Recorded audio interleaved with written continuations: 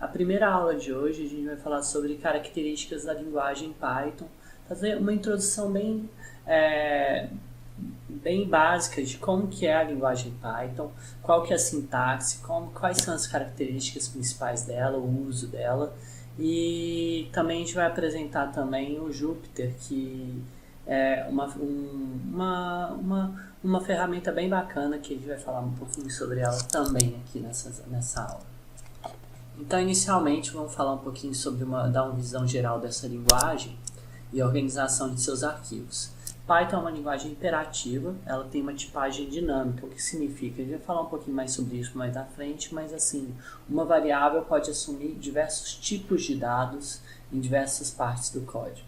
Ela é multiplataforma, uma coisa bem interessante também, e eu acho que um dos grandes motivos do sucesso dela é justamente a sintaxe sucinta e a legibilidade dela, que ela é muito usada até para ensino também, porque por ela ser uma linguagem sucinta, ela é muito fácil de aprendizado também, então é muito interessante usar ela.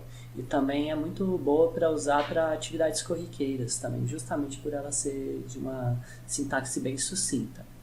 E, além de tudo, ela possibilita orientação a objetos. Ela não é uma linguagem só, você não pode fazer um programa totalmente sem orientação a objetos, mas também você pode usar orientação a objetos. Muita gente usa sem orientação a objeto, eu vejo o uso muito mais corriqueiro, principalmente dela não orientada a objeto, mas a orientação de objeto favorece muito a organização de códigos grandes, então vai ser interessante também na próxima parte da aula, né? Próximos slides, a gente vai falar sobre classes de orientação a objeto em Python também, porque essa parte também é bem interessante. Eu gosto de falar um pouquinho da aplicabilidade da linguagem.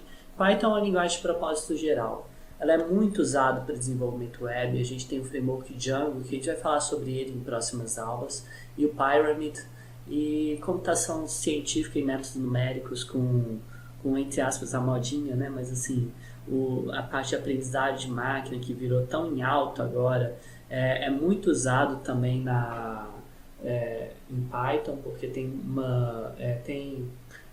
bibliotecas muito boas e bibliotecas muito boas para trabalhar com matrizes, então por isso que ela é muito boa em métodos numéricos, e acaba que você acaba conseguindo rodar muitas coisas acadêmicas também, e para propósitos acadêmicos também, para isso, para fazer muitos cálculos. Python é muito bom, ele é tão bom quanto, por exemplo, eu não consigo, é meio arriscado falar, porque eu não vi nenhuma pesquisa a respeito, mas ele é tão bom ou veloz quanto MATLAB, essas coisas têm mesmos recursos, então ele consegue ser tão rápido quanto em multiplicações de matrizes, essas coisas, que ela tem o mesmo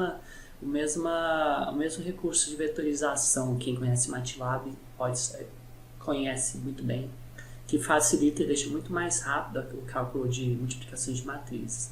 Como eu disse, também ela é muito boa para o ensino e para aplicações desktop, né, que você pode usar, apesar de não tão usado assim para aplicações desktop.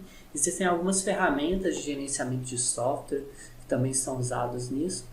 E também para uso corriqueiro, às vezes você quer automatizar uma tarefa que você usa no dia a dia, como o Python é uma linguagem muito rápida e muito fácil de usar, muitas vezes as pessoas gostam de usar para usos corriqueiros. Então vamos pensar um pouquinho na descrição da linguagem, né, como ela é formada, né? A linguagem ela é baseada numa estrutura de diretórios, onde cada pasta é chamada de um pacote, muito bem como o Java também usa a mesma coisa, mas diferentemente de Java, cada arquivo é considerado um módulo. E nesse módulo você pode ter vários recursos. Esse módulo pode ter tantas classes, funções e variáveis, digamos, globais ao módulo. A gente vai ver muito bem isso também no código e etc.